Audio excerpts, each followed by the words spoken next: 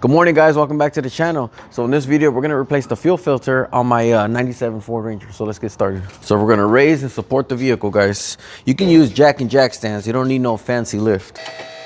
Make sure everything's good. Give it the wiggle test.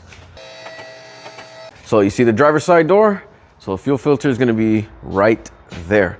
So you just walk up underneath it or crawl underneath it. And it's going to be right there. So let's start removing that fuel filter. Now we're gonna grab an oil catch can or some kind of drip pan, put it right underneath the fuel filter. And I know a lot of mechanics can relate to this, but every time we do a fuel filter, something with fuel, it ends up in the armpits. I don't know why. And guys, also you could depressurize the fuel system by removing the fuse to the fuel pump, start the car until it dies out. But it's all right, I'm not gonna do that. Let's just start removing this. You'll be all right. So on this one, you're gonna grab yourself a pocket screwdriver or a flathead. You're gonna put it right there. You're just gonna pop up just like that. That's how that clip looks like. Okay. Then you grab the fuel line.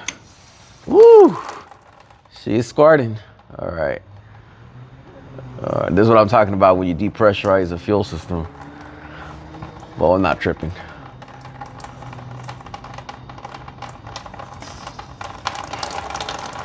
All right. Well, that was 20 bucks in gas. All right, now we're gonna grab this metal tab and just remove. This is just a safety clip. So move that out of the way somewhere. And now you're gonna need a fuel line disconnect tool for this. So now we're gonna go to the toolbox. So this is the fuel line disconnect tool. This is what we're gonna use. So then this is gonna be how the tool looks like, guys. So now you gotta find that correct size, put it over the line, if I can find it. Oh, right there. Okay. And then you're gonna push in. You can push this line forward and then push the tool against it and then slide it out. You're gonna push this line forward and then push the tool in. And you're gonna hear like a little click. That's opening the little teeth so you can pull the line out. And then you move the line. Come on, right there. Those little, see the little teeth in there? There's 4, so you're just opening it up. All right, put that line over there. Then now you grab your fuel filter, you just slide it up. And there you go. So now this is gonna be the new fuel filter that I'm gonna use, guys. And that's that part number, FG872. Move that, and that's the fuel filter. And remember the direction that it's telling you. See the arrow?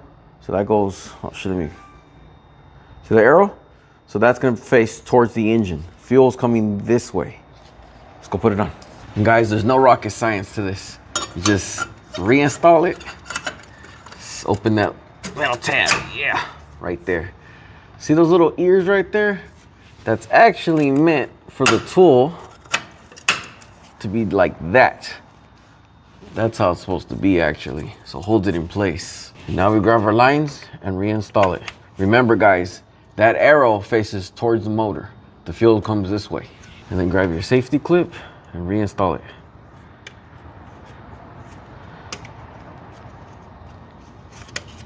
There you go.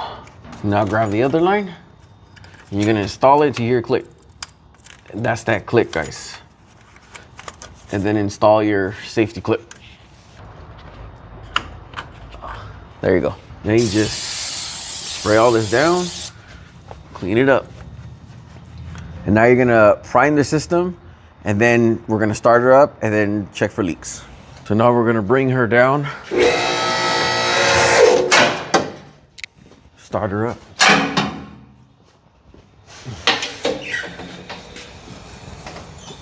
Now we can start priming the system.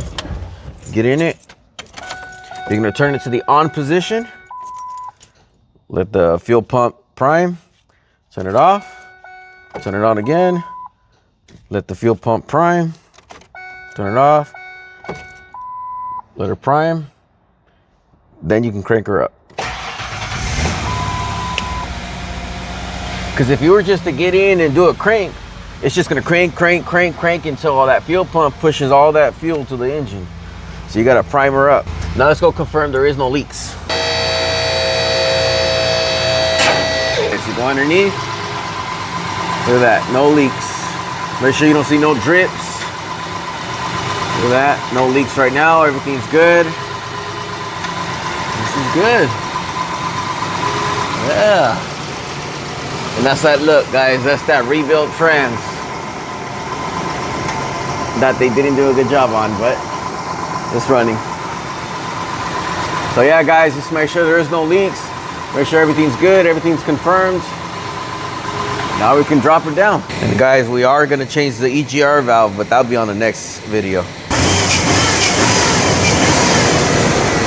Sounds like America right there. Anyways, all right, guys, thanks for watching. I hope you guys learned something. Basic hand tools, jack and jack stands is all you need. See you guys.